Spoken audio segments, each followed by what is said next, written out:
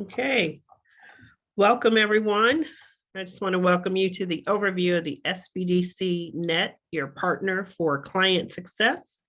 My name is Bria Steele. I'm with Greater Inglewood SBDC, and I'll be your moderator for this session. Just want to thank everybody for participating. I know people are still coming in, but just want to give you just a time to, if you could mute your phones for me. That would be great. And then at the end of the session, we will hopefully have time for some questions and answers. So I'll be moderating the chat. If you could put your questions in there, and we'll open it up for questions and answers at the end of the session. So I see Matthew has joined us. Yes, hello, good afternoon. Great, Matthew. We're pleased to have Matthew Jackson with the SBDC National Information Clearinghouse, SBDC Net. And so it's 2:16. So Matthew, I'd love to turn it over to you. We're still having a few people join us, but in the essence of time, if you'd like to get started, that would be great. Fantastic, excellent. Yes, well, good afternoon, everyone. Allow me to bring up my presentation for you all.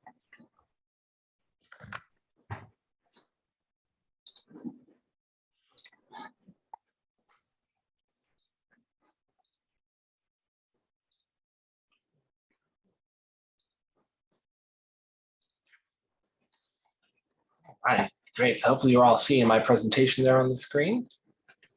Yep, looks good. Excellent. Full screen for everybody.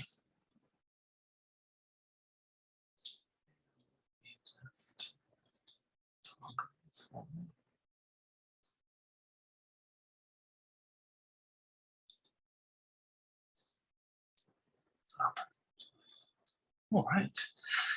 Excellent. Well, again, good afternoon, all. Thank you so much for joining us this afternoon for my presentation, and thank you to the Illinois SBDC Network for inviting me to participate in your virtual conference this year. Again, I'm Matthew Jackson. I'm the director of SBDC Net, and today's session is an overview of SBDC Net, your partner for client success. We've got the agenda here. I'm going to cover a lot of different ground today with you all, and we'll have some time to make sure at the end of today's session as well for your questions and discussion with us. But jumping right on into it, first I'd like to begin kind of just with an introduction to who the SBDC National Information Clearinghouse is, or SBDC Net. And so we are the official nationwide research program for our network of SBDCs across the country. And what we do is we work directly with business advisors like yourself to provide you with the kinds of customized market research and other business development resources that you need in order to best assist the small business clients that you're working with.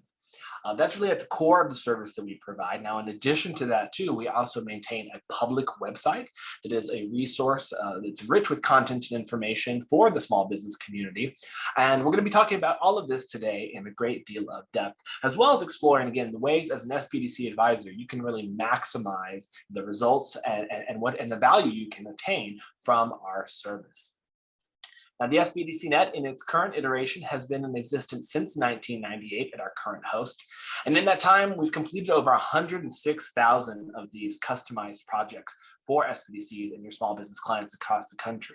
And so not only is that something that we're very proud to have achieved, crossing that milestone, but it also speaks to the breadth and depth and scope of our team's experience and expertise that we're able to bring to the table in support of you and your clients' work. And so next, we'll talk a little bit about some of the top reasons why SBDC advisors utilize our services. So the first is we help save you time. We do conduct quarterly surveys to get feedback from advisors on the work that we provide. And as part of that, we also ask for them to identify the amount of time savings we've helped save. And on average, we consistently see a report of at least 5.5 hours of your own time saved just by relying on us as a centralized research service. And of course, by helping save you time, it means we're also going to help you meet your productivity goals, right? This means by saving you time, letting us do the research and going out and hunting down the resources and information, it means it's more time you can spend meeting with your clients, being out in the communities, putting on trainings, whatever the case may be, all right? And next is, one of my favorite is really this idea that we can all appreciate that with greater insights and information come better business decisions, right? And that's really what's at the heart of the work that we do, is to to tap into the kinds of powerful databases, resources, and tools, basically the types of information that is often out of reach of the average small business owner, right? And get that into their hands and get it into your hands so that they can make more informed, better business decisions for themselves. We're also then going to help you be able to preserve your limited SBDC funding too as well. We've had conversations over the years with many individual SBDC centers as well as state networks, where sometimes the conversation is, do we buy, $50,000, $60,000 databases, or do we hire a new advisor or a training coordinator, or do more outreach and things of that sort, right? And so these are the kinds of funding questions. And so the purpose again of our program, SBDC Net, is to be that centralized nationwide research service, right? So really we're here to leverage our services to help you preserve those funds for your more local operations. And then last but not least, of course, is that our services come at absolutely no cost to you or your small business client. And that is because we're an official part of the nationwide network of SBDCs, funded in part by the U.S. Small Business Administration, as well as through support from our local host, the Texas Southwest SBDC network. So again, our services are available to SBDC advisors all across the country. And when working with small business clients, the services come at absolutely no cost as well. And as I've touched on here a little bit, we are a nationwide research service. And so that means that we are working with SBDCs and clients from all across the country, including the states and territories. And so, one, does that not only speak to some of the volume of work that we're processing, but again, also really helps speak to the breadth and scope of the variety of businesses and industries that we're seeing all across the country and helping sharpen our research skills for as well. And lastly, kind of on the introduction side for who SBDC Net is, I'll just share a little bit about kind of some of our most recent performance metrics. And so for our most recent full fiscal year 21, we completed over 4,700 of these customized research projects. We definitely saw a resurgence of small business activity as we entered 2021, right? And the pandemic began to evolve. So again, I saw and continue to see a very strong demand for our services. In that time too, with those 4,700 projects completed based off that time savings I spoke to a little bit earlier, that translated to an additional 5,600 SBDC clients that were able to be served, long-term clients, just simply from the time savings alone that we talked a little bit about. In addition to that, as I talked on earlier, and we'll explore later deeper today, is our public website, which again, we maintain as a resource for the small business and SBDC community. And so some interesting information here is, of course, we can all appreciate the idea that when folks are looking for information and resources, right, they often start with the internet, right? How do I start this kind of business? How do I find these kinds of resources? And in many cases, they're going to find one of our publications on our site. But what that also means is that it's oftentimes the first time they're learning about the SBDC programs too as well.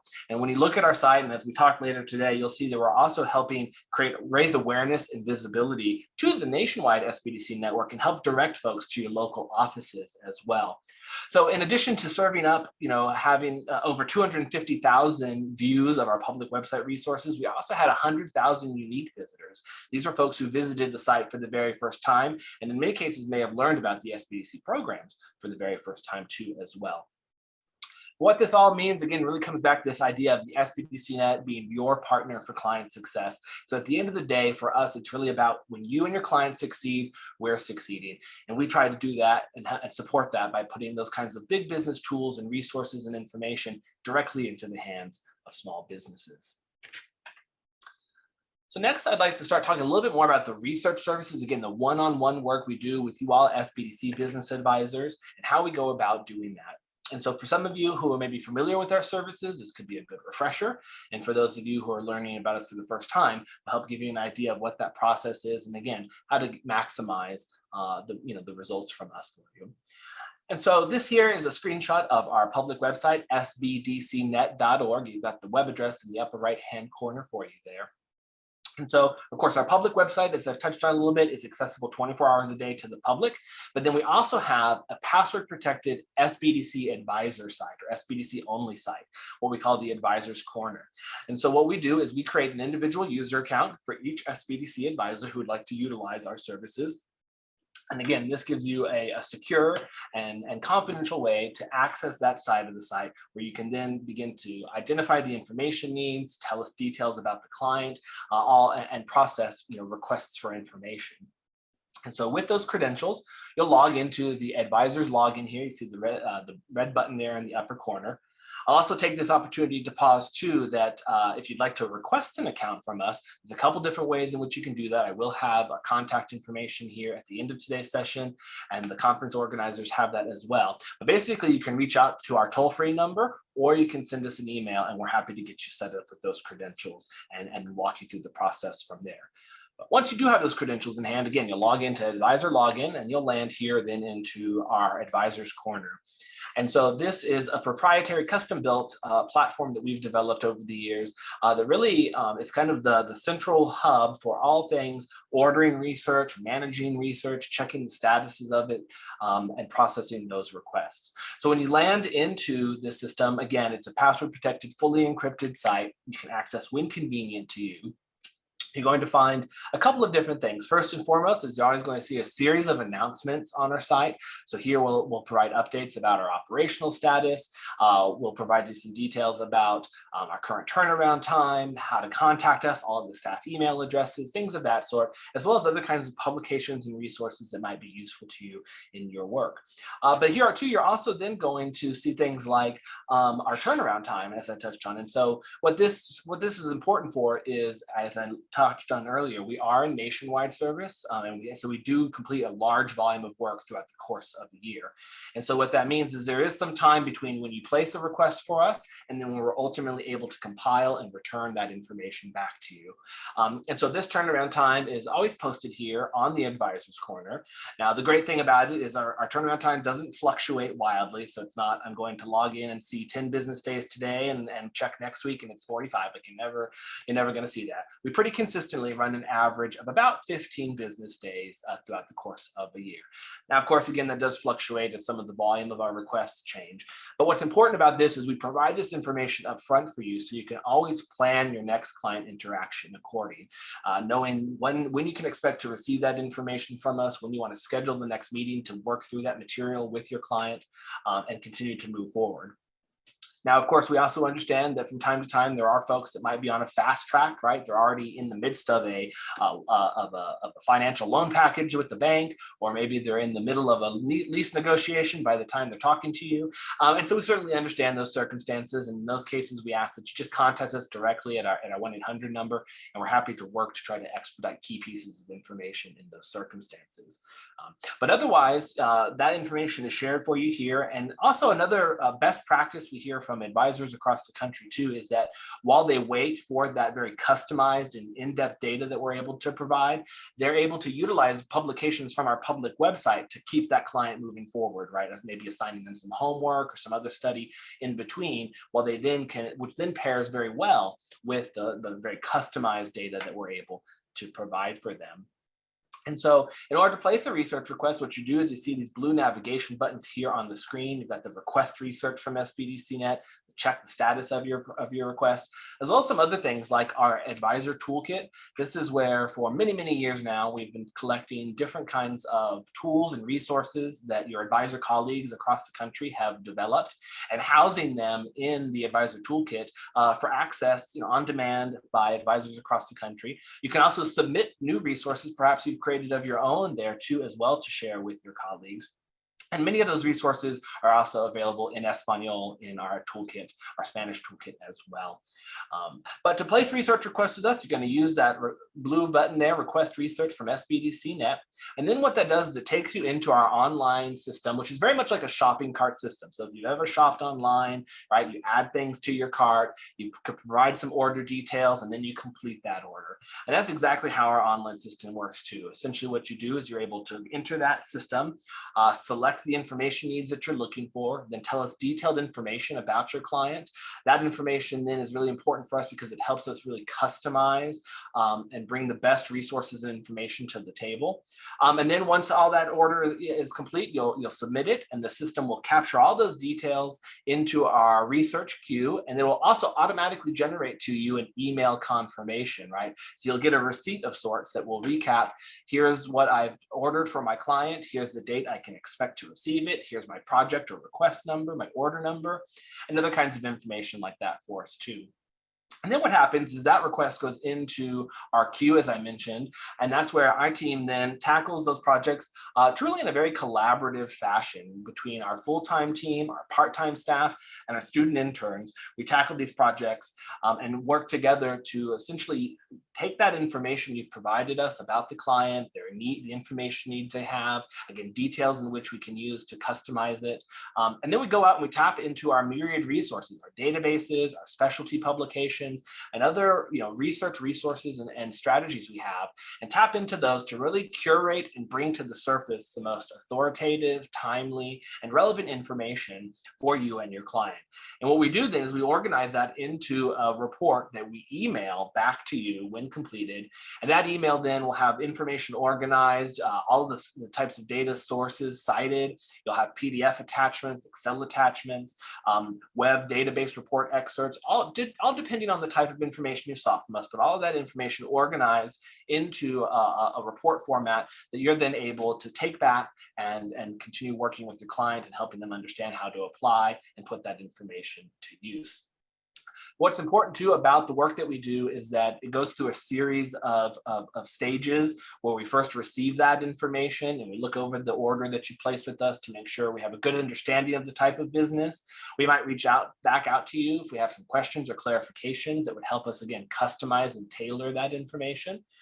And then from there, the research goes on to another researcher who works to compile all that different types of data and information, right? And then the last stage for us is where the full-time team conducts a quality check. We do a quality review of that report to make sure that we've put our resources, the tools at our disposal, to best use for your client. We've customized it as best as possible with the resources and data that we have. And again, just ensuring that everything is in a good, proper format before it's finalized and delivered via email to you. But an important component of that too is also the team brings together a variety of diverse backgrounds, fields of study, and other type of work experience so that we were able to bring a lot of good perspective and different ideas to each project. And then a key component of that too is a lot of ongoing and continuous training for us, right? And so we hold weekly team trainings for our team and staff to keep them abreast of the most recent tools and resources at our disposal, as well as talk about upcoming projects and kind of brainstorm ways in which, again, we can put the best foot forward of information for you and your clients. And so with that, next I'd like to talk a little bit about the research offerings themselves. And so when you utilize our online system, this is what I like to call or describe as our research menu, so to speak, right? And so this is the menu of offerings that you can, and types of information you can order from us, or what we call research units.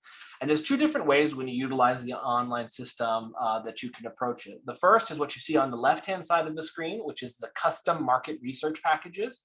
This is where we have organized some of the most popular and common offerings based on different kinds of client circumstances. So this is a way you can quickly, if you're working with a startup, a new business, you can order things like the new business research package that will give you things like sample business plans, startup cost information, financial benchmark ratios, competitor lists, right? And get all that information quickly in a package. We also have other kinds of packages like our GIS, which we'll talk a little bit here later about. Again, very powerful, valuable information, but also other kinds of research packages, including our business valuation. So if you're working with a client who's looking to buy or sell a business, that's a quick way to order evaluation resources to help in that case, or franchises and other kinds of things like inventor marketing packages as well. But separate of that, you may also look at it and say, I really want to build my own package, right? I want to pick and choose different individual offerings. And so that's what you can do from the list of 30 other offerings you see here, is do just that. Create a package of your own based off of the client's information needs. And again, using that online shopping cart system, right? Essentially select and put these items into your cart. And so you can see here that we cover really a wide range of all types of information, for businesses of all shapes and sizes and of all types of different development phases, right? Whether it's a startup business or it's a longer term client who's been around 5-10 years, it's all kinds of different information offerings we have available. And so a few of those you can see here include things like, again, we talked about sample business plans and startup costs, but also, helping identify relevant industry regulations and permitting requirements that might be relevant to a business, and who those agencies are. Or identifying detailed customer profiling. This is a very popular offering of ours, where we're able to tap into our databases and resources to identify information about who is the best customer for a given product or service. How much are they spending on those products and services? What's the best way to market and reach those types of customers, right? So really helping you and the client get an in-depth understanding of who's going to buy their products and services and what that target market might look like. To other kinds of in-depth research, we have our industry overview and trends. Again, very popular offering here as well. This is where we take a deep dive into the industry, again, bringing our databases and our specialty publications and other research expertise to the table to bring relevant database report excerpts and other kinds of content and information to create a really robust understanding of what that industry looks like. That includes things, is it growing or shrinking? What is causing those changes in the industry? Perhaps what are some identifying what might be emerging opportunities for new entrants, as well as different kinds of challenges the industry might face, right? So bringing all that kind of information to the table, again, providing very valuable insights about what's going on in that industry and how, as a business owner, I can best position myself or best prepare myself for, what's happening in that industry. And so much more. To other kinds of course, our GIS studies, which we'll talk here a little bit about. Again, the types of information you can take to the bank are those types of site selection studies we're talking about, but also all kinds of other types of business circumstances that might be of assistance, right? A client who's looking at government contracting, maybe one who's looking to roll out a new product or service, right? And they're trying to understand how to best market or commercialize that, as well as other kinds of things to help inventor businesses. We do have our preliminary patent and trademark search service, for example. So for those of you who might work with inventors or folks who have created new intellectual property, we can provide a preliminary search, to look at what might be already out there on the landscape to help them, again, plan their development efforts accordingly, and really so much more. But of course, if you look at all this and say, well, I'm not really sure which is the best fit, or maybe we just have a series of questions I'd like to spell out for you, then that's where our freeform option comes into play. So you can select that on the online system, and then it gives you the space to do just that. Spell out for us the questions you have, or identify the other kinds of information needs. And so the way that online system is structured then is really to accommodate all types of advising circumstances, client information needs. And again, recognizing we work with SBDC advisors all across the country, really gives everyone a variety of ways in which they can really get at the types of information they need through a couple of different ways in which you can place orders with us. So with that, the next slide stuff, just briefly a little bit about some of the types of industries we cover. I do get questions, regularly about, are there certain industries we do or don't focus on, certain things we can't tackle, things of that sort. And what I'll say up front, and I tell folks all the time, is we love a good research challenge here at SBDCnet. And so if you've got a client circumstance or an industry they're working in that is very niche or emerging, we love for those kinds of projects to come to us too, because it helps us discover new resources, right? It challenges us to continue to grow and learn new things, as well as that we can incorporate as well. So there really is no one type of industry or type of business, that we can't provide some type of information support for. And so that includes, of course, businesses in the manufacturing sectors of all kinds of things, everything from personal care products over to the other side of the spectrum of industrial machinery and automotive parts, high-tech businesses. We continue to see lots of technology-based businesses and other innovation-based businesses, including medical device manufacturers, alternative energy, continue to see lots in that space. And definitely lots and lots of specialty consumer goods as well. To all types of service-based businesses, to all different types of consulting practices. Definitely we see a lot of medical care related businesses, everything from doctors' offices, but also assisted living communities, special needs transportation, and all kinds of things in between. And definitely, of course, retail, lots and lots of retail businesses still in the mix as well for us. So of course, that's our restaurants and food trucks, apparel stores, and e-commerce side of it as well. And so again, is whether a client has a brick and mortar operation and an online, right? We can provide a good mix of resources, or if they're online only, right? We can tailor the information to that type of business model. And really just so many more other types of varieties, all types of construction and remodeling and contracting related activities, definitely lots of sports and recreation.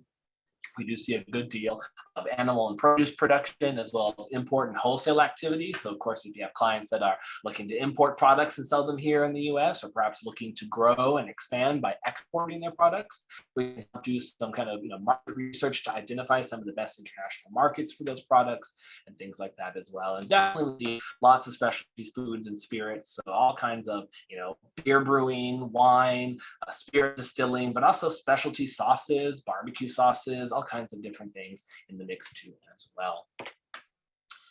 And so with that, now I'd like to talk a little bit about our GIS research and share with you all some samples of what that types of information looks like to help get you acquainted with what that offering is and how you might be able to put it to use. Again, this is a very popular offering. This is the kinds of data and information, among many other resources that, again, are often out of the reach of the average small business. That could be for a variety of reasons. You could, first and foremost, it's typically cost, right? These types of databases and tools, large corporations have the budget to spend thousands of dollars on, but not necessarily the average small business. But other times it might just simply be the know-how, not knowing this is out there, not knowing how to extract it up to use. And so again, that's where, as the centralized research program for the SBDCs, that's really what our specialty and area of emphasis is. And so our GIS research, it stands for Geographic Information Systems. This is the IT division, but what we do is we utilize it particularly in business applications for the purpose of market analysis, site selection studies, right? And so what we're able to do then is bring together for a specific local market, past, present, and projected data to help create a very in-depth picture of the local market, which can be valuable again for an early stage business planning to strategic development. Again, the type of information that folks can take to the bank, looking for that due diligence for a new business location and expansion, whatever the case may be. And so this here is the start of it. Again, this is an example we'll talk about here today is what we call our GIS ring study, again, our market analysis. And as we get talking about this, what I like to do is I often describe this for folks, or the metaphor I like to use is this idea of what we're doing is painting a picture of the local market. And so when you think about when you paint a picture, right, what you do is you start with a blank canvas, right? And then you might sketch out the shapes that you're going to be painting. And then you begin to add color and depth and layers to that until you have this beautiful, vibrant picture, right? And that's the same thing where we do our GIS market studies, right? As we start with this blank canvas and we say, okay, where is the business going to be located? Where's the prospective location for the business? And that then we map here, and you can see is indicated by the star in the center of the graphic here. And then from there, what we do is we work to establish a geography or a market area we want to study. Now, in the case of our ring studies, the example we have here, you can see we're looking at a 1, 3, and 5 mile radius from the location of that business. And then we're going to provide all kinds of detail and report within that area. This can be fully customized all the way up to 90 miles. And so if you have a client who might have a further reach for their business, or maybe you're in a rural area, we can expand these studies for those. But also, in addition to our ring study, we can conduct these studies in terms of a drive time and a geography comparison. And I'll touch on those briefly here as well. Once we've established that geography, right, we've sketched out, so to speak, the area, the market we want to study. We then, within that area, identified the location of all the competitor businesses. And so here again, in this example, you see the blue squares on the map with corresponding numbers. This is where we've identified the location of all the competitor businesses within that 5-mile area, so that folks can begin to visualize and understand, what the competitive landscape looks like. Where are they in proximity to competitors? Are there areas that might be underserved? And other kinds of very powerful visualization and data. And so, in addition to that, then we're able to identify exactly who those competitors are, right? So folks begin to have a really good idea of exactly who those businesses are. And so, in this example, you can see we're looking at a business list of competitor chiropractic firms. This provides a good detail of information to them about the company name, where they're located, estimated sales volume, and some other detail for you too as well. And so from here, then we're going to continue to build on that. Now that we know who competes in the area, what's important next, right, is to understand who lives there, right? Who are my potential customers? And this is a kind of data then with our detailed demographic report, which covers just that in great detail, so that folks can really understand, again, how, who lives in the area, what are their demographic characteristics, how do they fit the best customer or target market. And again, this is the kind of data that can begin to inform relative demand, total customer traffic, things of that sort, right? But what you can see here is, in addition to the very detailed information that covers everything from household and population characteristics like income, educational attainment, marital status, even things like vehicle ownership, lots of other data provided there. The information is organized for these reports according to that geography we're studying. So you can see here, then we have columns of data that correspond to the 1, 3, and 5-mile radius area of study, as well as related geographies, including the local zip code, the county, and the state for comparison purposes. And so this information then also includes current year estimates as well as 5-year projections. So it's also going to give a very current assessment of what the population looks like now, but also what's anticipated for the future. Is that area going to be growing or shrinking in population or in my target market area? And so again, very powerful, current and future looking data to help your clients really have the best business decisions around locating their businesses or expanding their businesses to new locations as well. So from here, what we do, right, is now that we know who lives in the area, it's next most important for us to understand how much you're spending on given products or services. And so again, continuing with that painting metaphor, right, it's really just about adding layers of depth and additional detail to this. And so paired with our demographic report, we then bring our consumer expenditure report to the table. This is where we are able to identify the average annual household expenditures on a variety of different kinds of products and services and categories. These reports, the example you see here on the screen covers many of the 97 high-level categories that we can tackle, but each of these reports also have detailed reports to them too as well. So for example, we have an apparel detail report that will break out those line items you see here into further detail. So it'll separate it into men and women's clothing, boys and girls. It'll also separate that into even further into dress pants versus casual wear, spending on shoes, spending on jewelry, gifts of clothing. So that level of detail, right? If you have a client, for example, that's interested in starting, a women's shoe store, right? We can drill down in these reports to let them know, on an average annual basis, how much households in that area are spending on women's shoes, right? That's the kind of data then that can again help inform, pro forma financial development. Again, the types of information that the folks at the bank are looking for, right? Have you done your homework? Have you made reasonable assumptions about your sales goals that are based on solid information? And so again, very powerful reports and information, again, of which we at every turn will be customizing as best as possible based off the details you've provided us about the client and the resources and tools at our disposal.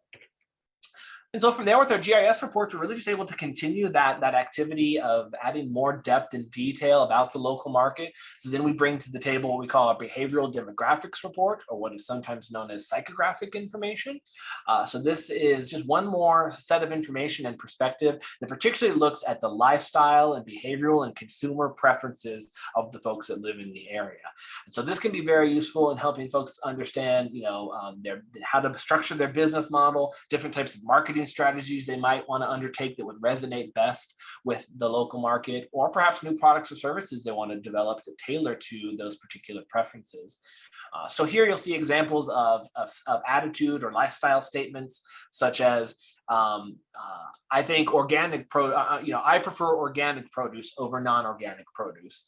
Or you'll see statements like, I think a used car is just as good as a new car.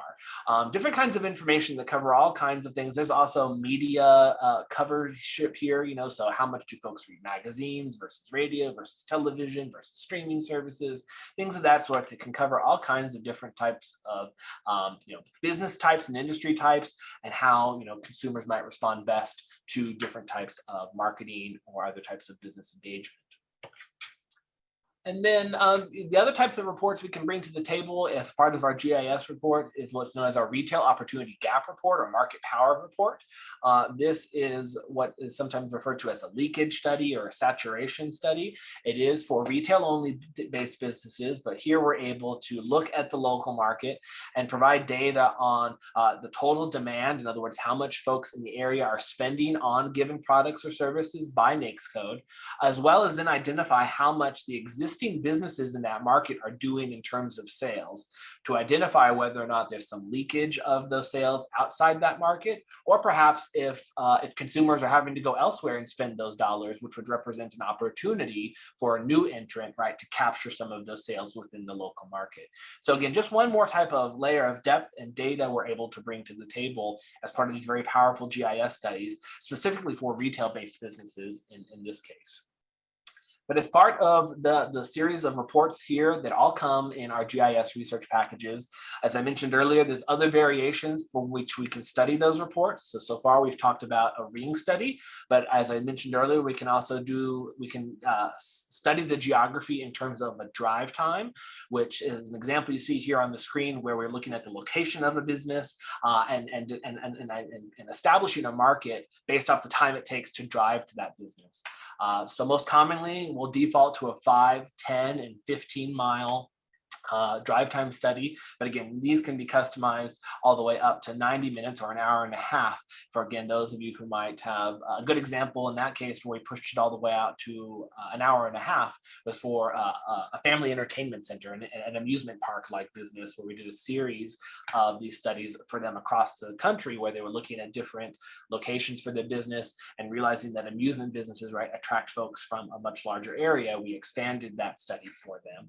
But this could also be useful for clients that you might be working with that are service-based businesses. So if I'm an electrical contractor or a home remodeler or an HVAC contractor, I might want to study the market within 30 minutes of my base of operation to understand how many households exist, how much they might be spending on my kinds of services, because that's kind of what makes sense for me in terms of how far I'm willing to drive and these kinds of things, right, as a service contractor. So lots of ways in which drive time study could be useful and applicable, or might be more valuable in a different format for your clients. But what we do is all the reports and information we've covered here is going to come along with that, but it'll be based off of the drive time market as opposed to a ring study market. And then in addition to that, we provide other types of visualization of the data and reports we've covered here so far. So a few examples I have for you is where we've taken the consumer expenditure information for automotive care services, and we've overlaid that and mapped that in a theme map for over a ring study, where you can again begin to visualize and get an understanding of, am I positioning myself in the market in an area where they're spending lots or most on my products or service, or perhaps am I looking at an area where they're really not spending too much and then maybe I should reevaluate, right? So just one more way to help them interpret and understand and visualize that information for the local market. And then another example here of that type of theme map is where we've taken population density and overlaid that with a drive time mapping too as well. So a few of the other types of examples of the types of reports and information that are all going to come with part of those GIS studies. Now, of course, realizing that's just one component of the work we do. There's a lot of other types of resources and information we provide, but that's definitely something that really folks like to frequently tap into for their clients and services as well. So the next thing I want to do here, and I do want to keep an eye on the time to make sure we've got some opportunity to hear questions and discussion from you all as well, is I do want to take the opportunity to talk about our public website, right? I spoke a little bit about that earlier here. And so, the core of what we do, right, is this one-on-one work we've talked about so far, providing customized research and information reports to advisors like yourself across the country. But then another important component of what we do then is also maintaining this public website, which is a resource for the SBDC and broader small business community as a whole, that is rich with all kinds of small business publications and tools and data too as well.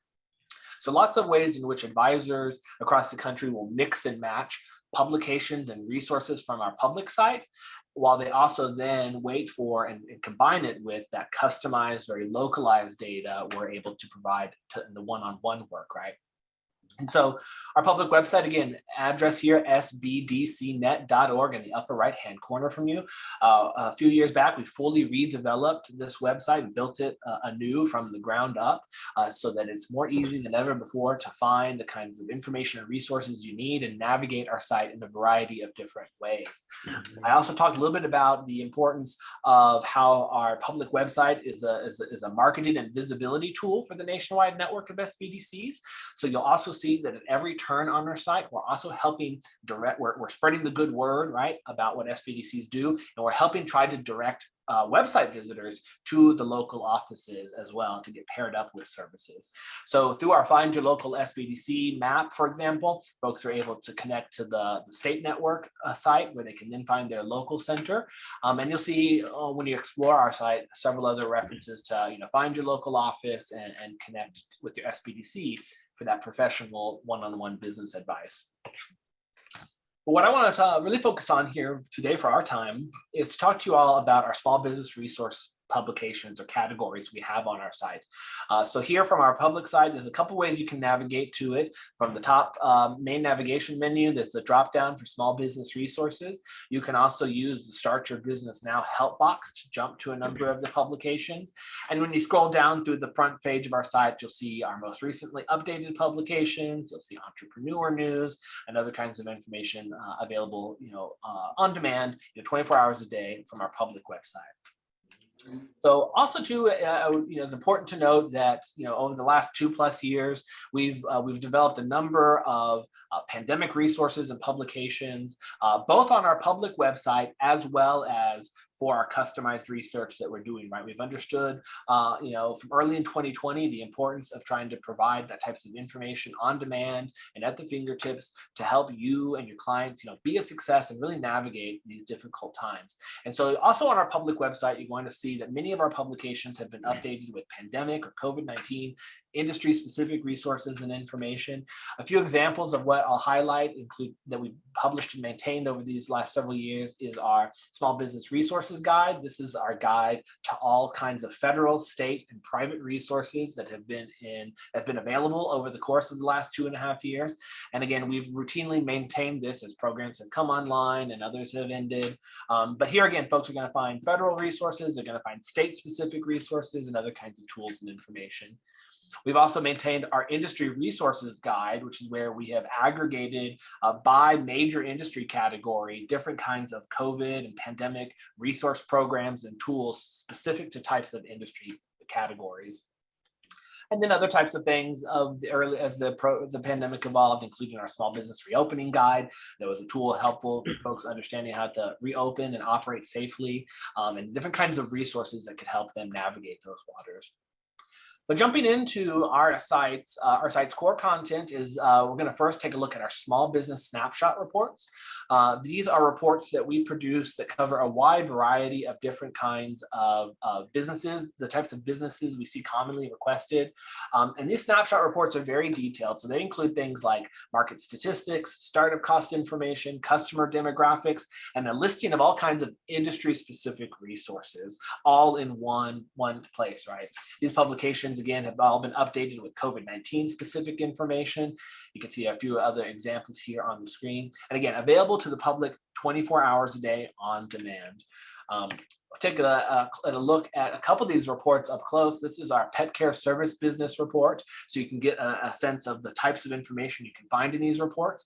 Every one of our snapshot reports follows the same format. So you're going to find the same kind of information in all of the other reports listed on our site under the snapshots category. But you can see everything from pandemic resources to industry insights, customer demographics, startup costs, business plan information, and other industry resources for folks. These again are, we hear from advisors across the country, a couple different ways in which they like to use these resources. One example is we probably all had that client that you might call what we call sometimes called a tire kicker, right? The kind of waxing and waning between different ideas. Should I start this? Maybe I won't.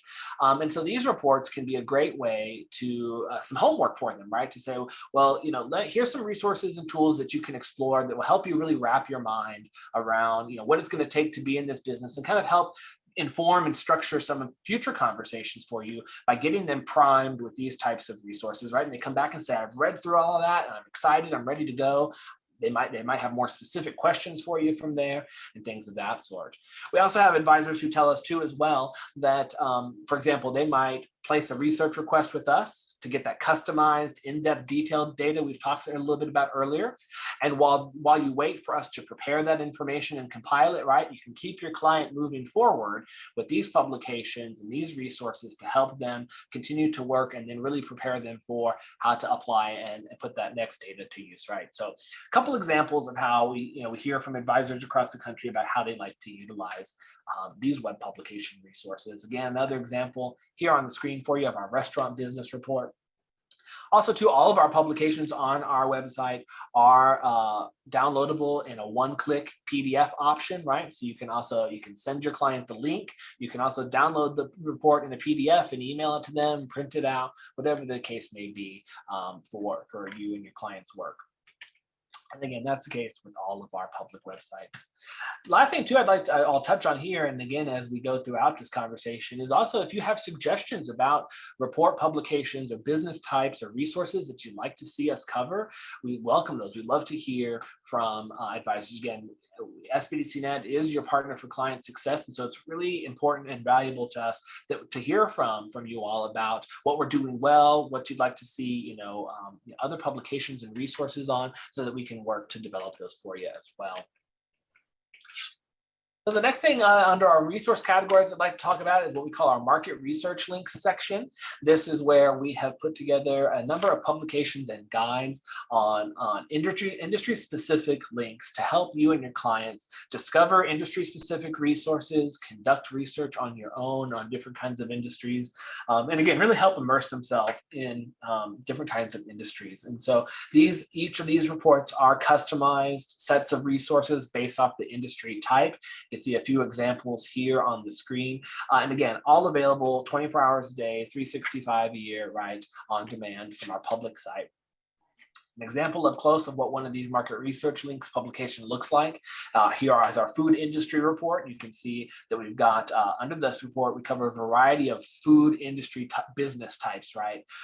From produce and animal production to biotech food to food processors, and then of course to grocery, retail, bakery as well. So a lot of things and resources organized here. Another example is our transportation industry guide. This is, you can see here, got some other variations of research where we're looking at the industry data as a whole. We're looking at different types of modes of transportation and business types. We also have things like non-emergency transportation. We definitely see lots of logistics too as well, right? Logistics-based businesses and trucking, lots and lots of trucking. There's lots of activity in that space as well, and other industry resources here. So again, some examples of what kinds of information and the types of reports you can find on our public website at sbdcnet.org here under our market research links section. The next category I'd like to talk about is what's called our small business health topics.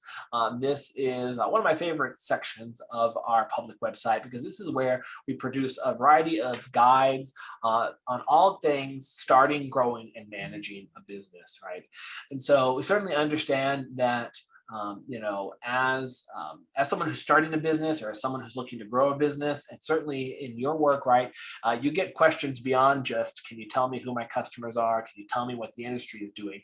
You get questions of, I'm thinking about hiring my first employee, and I have questions. I'm thinking about, I'm struggling to develop a website. Can you help me? I'm thinking about government contracting to grow my business, but I don't know where to start, right? These kinds of questions are certainly also part of your work with small businesses in your community. And so our help topic guides are designed to do that, to be those educational resources for folks to help them understand these different kinds of business management topics or areas they might be exploring, and discover, again, additional resources and tools. And so we do hear again from advisors across the country that they love putting these to use to help when clients have those kinds of questions, to say, for example, can definitely help you, explore that. First, I'd like you to read through this guide to get a little more background on what's involved in this aspect of business, get some resources going, and then we can plan, we can schedule our next meeting and go from there, right? So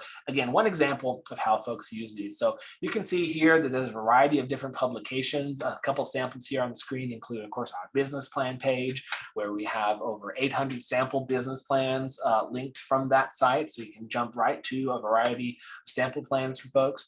We also recently updated, of course, our franchise information page. So this is useful for folks who are, obviously looking to buy into a franchise, but you also might have a client who says, I'm thinking about franchising out my business and I need help in exploring and that growth avenue, right?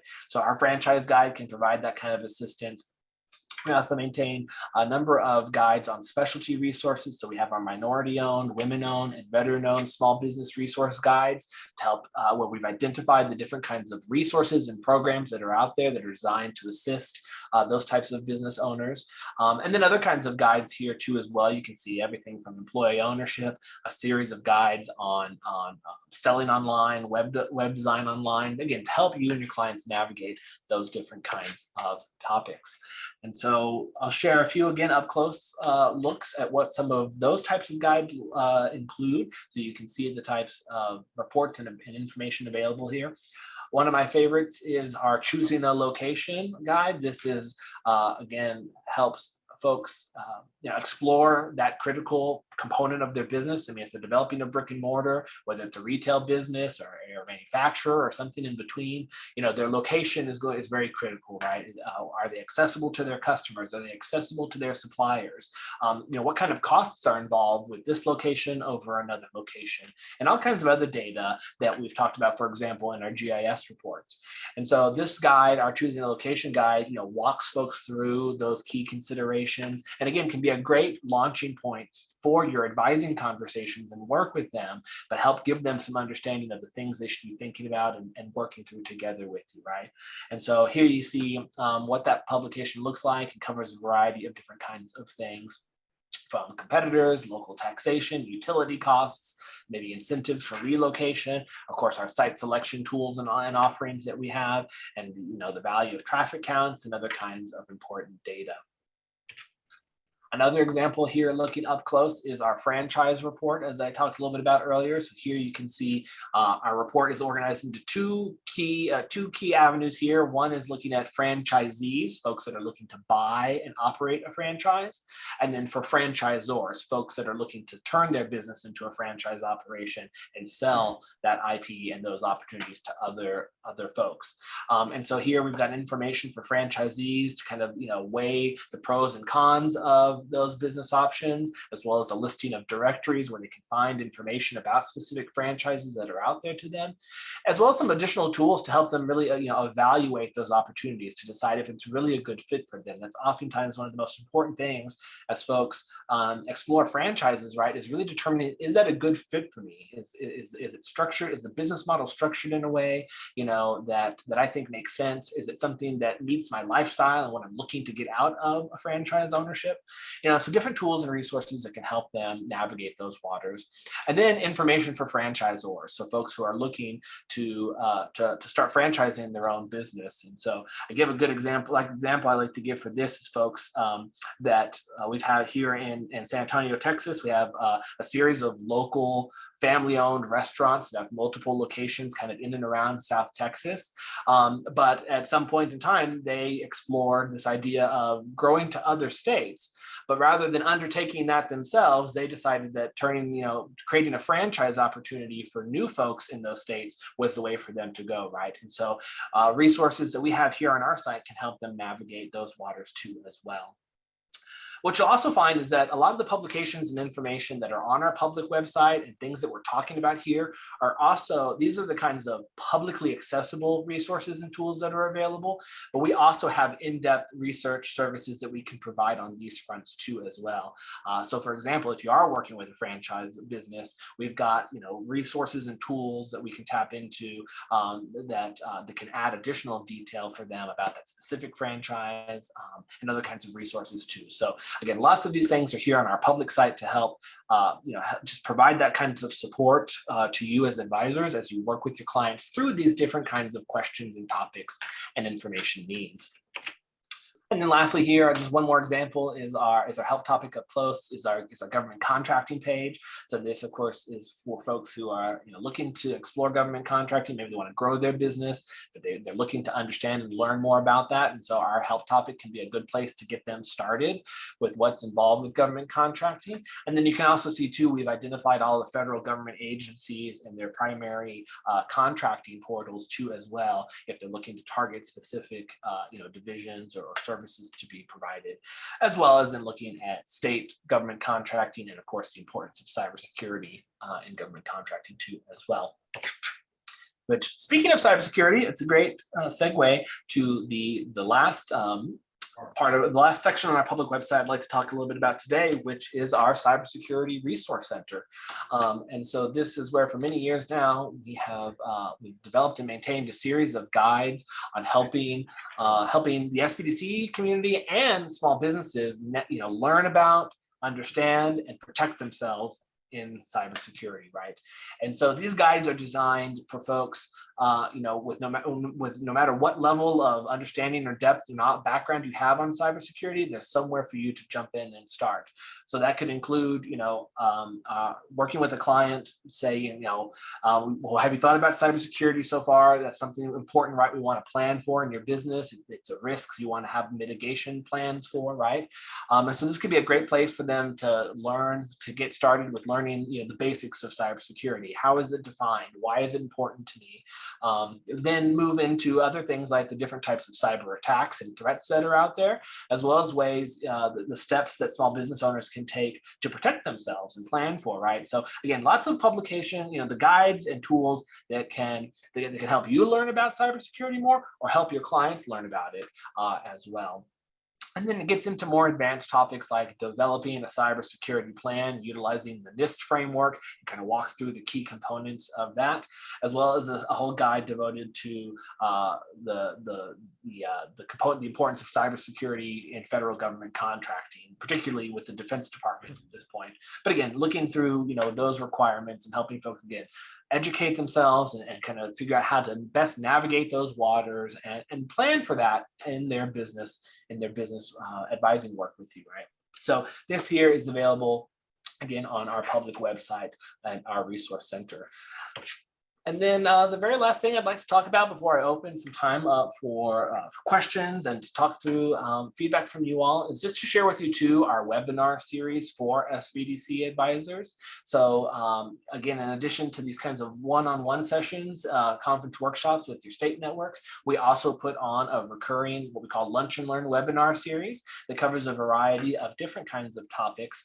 And so this can be, again, great ways to jump in with us and learn, dive into some specialty topics. So you can see we have whole sessions devoted to looking at our GIS research a bit deeper and understanding other ways you can apply that for small businesses, or our navigating cybersecurity with clients, right? A good session focused on, how to incorporate that kind of discussion into the advising process, and other kinds of things like understanding intellectual property protection, but also too some good introductory sessions as well for folks. So you might have new colleagues that join your team, down the road. This could be a great way for them to also learn a little bit about us and put us to use. So we have our overview session, our best practices session, and then our website tour part of that too as well. So this full schedule is available again on the public website.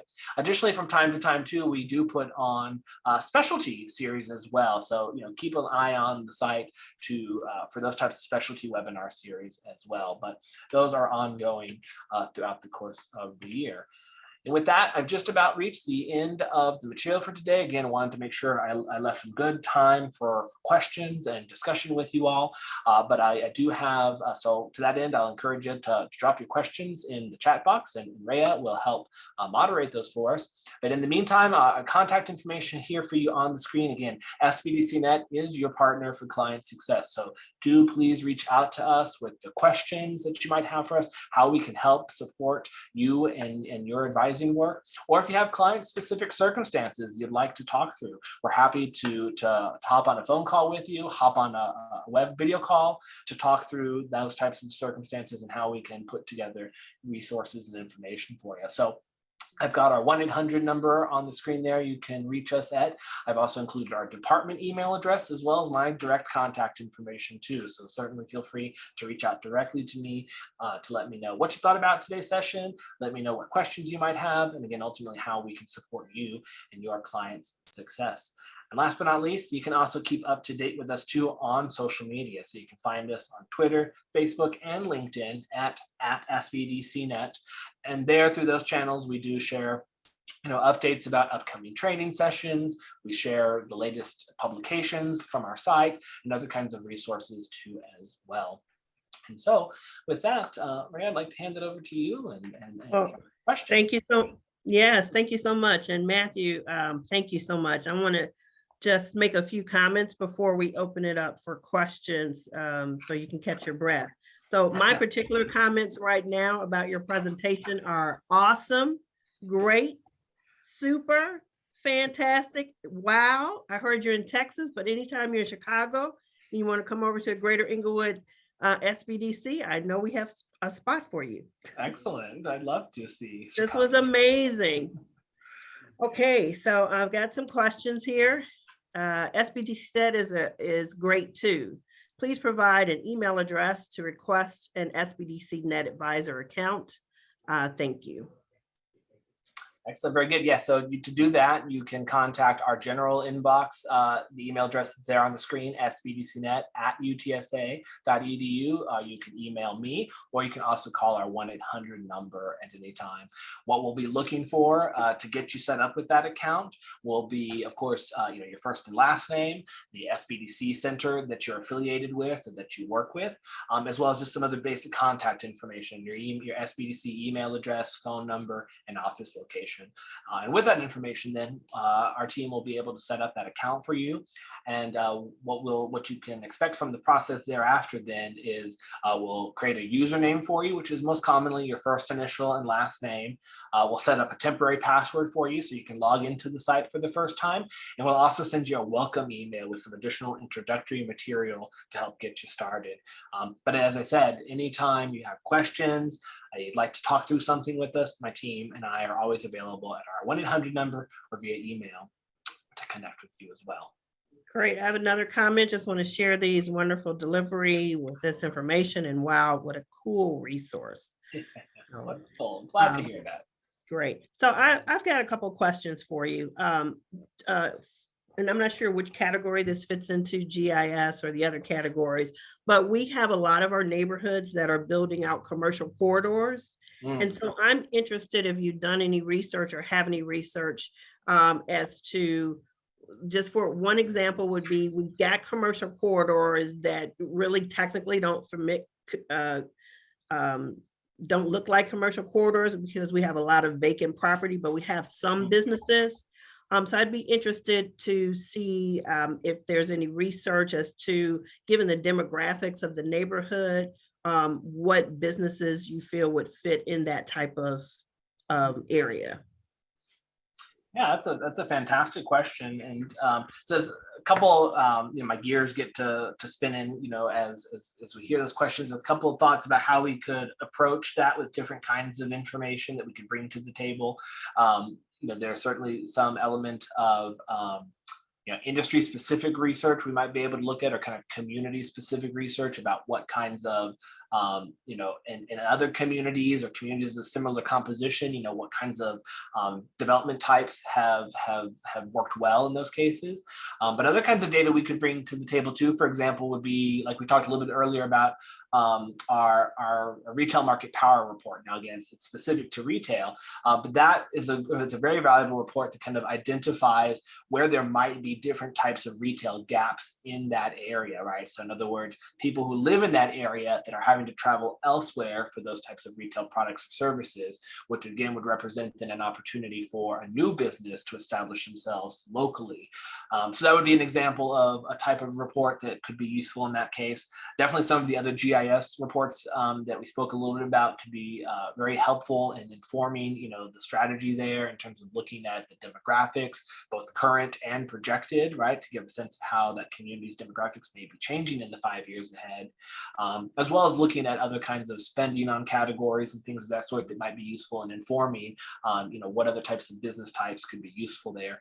We could also do a number of things too in terms of business summary counts, right? So looking at the total number of businesses that might already exist in that area to identify, where there might be some gaps, key gaps of certain businesses that just can't be found close by. So all that kind of data would be things I would think to for us that we could explore and put together to help create that like I said, more robust picture to inform, from there, strategies for development. I would also, if I may, just add to that too as well, that what comes to mind for me is, this is very common too, where we work with folks. It's not kind of a one and done with us, right? It's not, I placed one request for one client and I never came back to SBDC Net for them again. It's very common that, we'll work with SBDCs and their clients on a very long-term basis, where at whatever stage of development you might be now, the information needs you have, and then 6 months down the road or a year down the road, right, that project or activity has evolved and now we've reached this next stage of information. And so that's also very common, probably what I envision with this too, is kind of an ongoing, type of information support in that case also. Oh, great. Thank you. Just a secondary question to that. Also, for existing businesses that may be on the corridor, looking at certain type of research that would say this business exists, what would be a complementary business to put on the corridor that would bring more traffic? Sure. Yeah, we can also provide some kinds of data from our databases and other tool sets that we have, that would look at, types of, for example, as you said, complementary businesses, but also maybe key supplier type businesses that might be needed to sustain those types of businesses as well locally, right? So that would be kind of another avenue I might think of in terms of types of data we could bring to that situation as well to help inform that also. Great. Awesome. Thank you for that. Any other questions from our audience? Okay.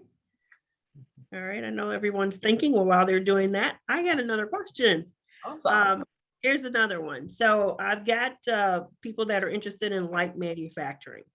And when I talk about light manufacturing, it's shea butter cream, lotions that you put on the skin. One of the challenges that I'm seeing is insurance related to that. I don't know if there have been any studies as to what types of insurance, when you're looking at the industry related to that, or what insurance companies, when you brought it to mind when you just talked about suppliers, what would be a good supplier of insurance for these types of businesses? Yeah, definitely. And I'm scrolling back a few pages here, but yes, that is definitely something too that we commonly try to address for folks also.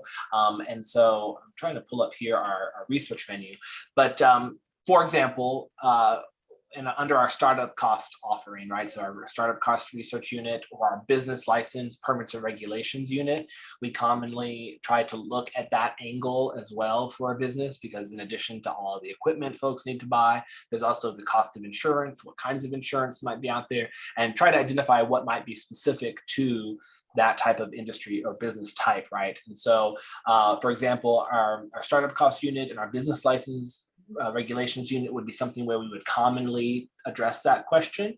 But it's also something too that you could use, for example, our free form to just pose that direct question. Say, I'm working with this client who's producing these personal care products, and we're trying to identify the different kinds of insurance that might be available specific to this firm, maybe some insurance providers that they could explore, things of that sort.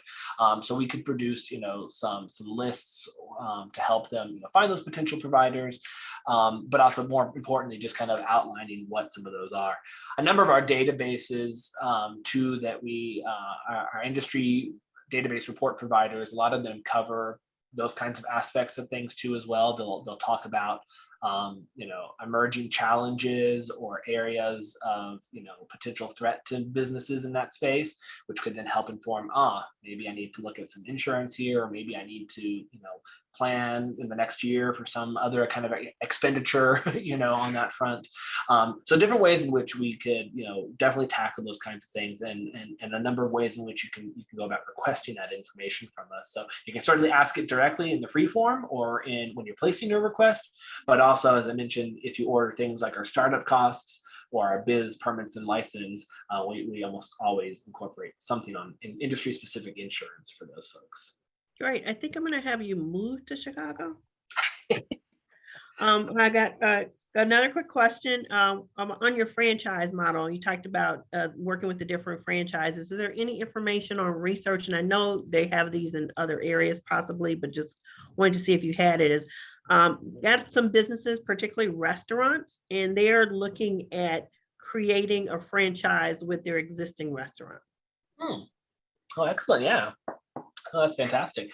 Well, so again, we do have franchise research offerings. We have our franchise business package, and then we have the individual options there. So in this case, right, we're talking about someone who's looking to become a franchisor, right? They want to take their restaurant and then start selling those concepts and the support to them to other business owners, right? Sure. in other markets. And so, yeah, we can definitely provide, we, of course, we have our public website guide to that, but then yes, we can provide, again, that customized, tailored information. So in addition, so what we would do in that circumstance, for example, is we provide a series of resources, that again, we've vetted and that are authoritative, that outline, key considerations for someone when they're thinking about franchising their business in terms of, the regulatory agencies involved with that, which include things like the Federal Trade Commission and others, as well as, what's necessary, what kind of capital expenditures they need to think about, what kinds of, documentation and legal advice they should be seeking, not telling them what legal advice, but rather identifying that is a key component of it, among many other things. And then what we would also do is we would look at the nature of franchising in that specific industry, right? So in this example you gave, right, restaurants, franchising is very, very common there. So we would also look at some of our industry resources specifically to look at the prevalence of franchising in that industry, how successful are franchises in that industry type, and provide some data to that effect, just to help, again, create a more informed decision. Because there are certainly, some business types that are certainly more, the industry and the model is much more prone to successful franchising, where we've come across some over the years where it's kind of like, that's a new idea to start a franchise there. And, it's not, and it may not be very common, or maybe, lots of folks have tried that in the industry over the year, and there's not a great track record of success. Again, not saying folks can't try that, But those are the kinds of things we would try to explore and vet and bring to the surface to help them, kind of figure out the pathway forward, as well as understand, to the extent we can, what the industry looks like for franchises as well. Awesome. Got a question from Curtis. Would you have information that could help a client identify local co-packers available for light manufacturing? Oh, yes, definitely. Great question. Yeah, we see questions like that pretty regularly. So yes, we can certainly provide, some business listing and other types of sources for co-packing firms. That could be something that we could tackle as part of our supplier distributor unit, or again, as a free form. We've also had asks before, folks, that are looking for white label manufacturing or private label manufacturers too as well, both because they're either looking to hire them or perhaps they want to become one themselves, that it can kind of be in sometimes that co-packing space as well. So certainly we can provide assistance in that space also for folks. Terrific. Any more questions, folks? All right, well, I've got another one for you, Matthew. Excellent. So I have a client that is in the process of developing a product. It turns out that it's too close to a product on the marketplace, so it's not patentable. But she's still interested in getting that product on the market. Okay. So I know, just this would be helpful for her to find out where the market is. But also, do you have any research on, and she's working with pro bono patent attorneys, but one of the things I brought up to her was you can still bring your product to the market, but let's make sure that you don't have any issues with infringing on someone else's patent. Yeah, no, definitely. Certainly. I mean, again, very glad to hear, she's working with pro bono, patent attorneys in that space, because they are certainly folks who can best help them navigate those legal questions. But what we could do in that space is for example, our preliminary patent and trademark search could be something that's helpful. It sounds like, for example, she's already aware of other patented IP out there, but in the case of maybe they're not certain of, or they're not certain of the status of, that could be something where we could help identify that or other potential ones that then they could use to work with the pro bono folks to further that research. In terms of, how to still bring that product to market. If I put on my business cap, I would have some ideas, kind of, I think, of how they could still perhaps go about doing that. I've actually patented products and technologies before myself, so I'm familiar with how difficult that can be. But so some things that come to mind that could be alternatives, right? Are there may be she might explore licensing her product to some of those other folks. There may be potentially a way in which that product or technology could be changed in such a way that it now becomes distinct and novel and non-obvious enough on its own to be separate from other IP that might be out there. So there's some of those kinds of things that I would think to explore, and that we could potentially provide some information and resources on.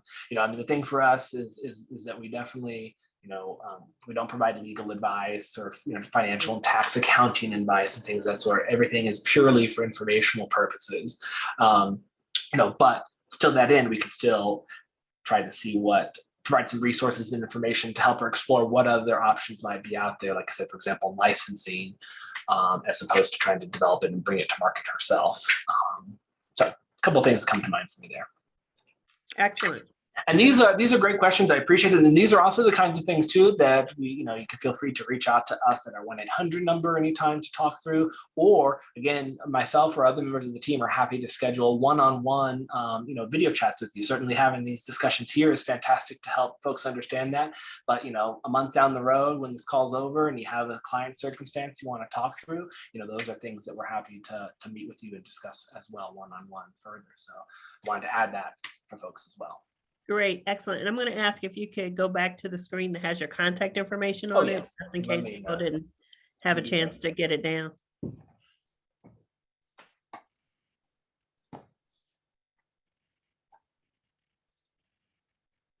There we go. Yeah, so that's our 1-800 number, our toll-free number you can reach us at. And then both my contact, my email address, as well as our department inbox, our general inbox, you can reach us at too as well. And so again, definitely your partner for client success. We'd love to hear from you. So please definitely feel free to reach out to us anytime, via those means. And then I think I saw one other question. Oh, I'm sorry, that's the co-packer question. Okay, we got that one tackled for you. Also, appreciate the comments and great stuff. Sounds like folks have learned some awesome things. And again, happy to be your partner for client success too. To this end, also, again, we've got our webinar series I talked a little bit about that's ongoing. Also too, if you plan to attend the annual conference, the America's SBDC conference, it's coming up later this year in San Diego. We will be there on the trade show floor and putting on some workshops also. So certainly feel free to, if you're in attendance, to stop on by and meet us in person while there also. Great. This is, again, awesome information. We appreciate the presentation. We have a few more moments left if there's some questions. If not, we'll give folks some time back on their schedules. All right. Well, I think we're good. All right. Well, thank you, Matthew, so very, very much. And it was a pleasure. And again, we will definitely be reaching out to you. Sounds fantastic. Thank you all for spending some time with me this afternoon. I look forward to working with you and supporting you and your clients here and now and in the future.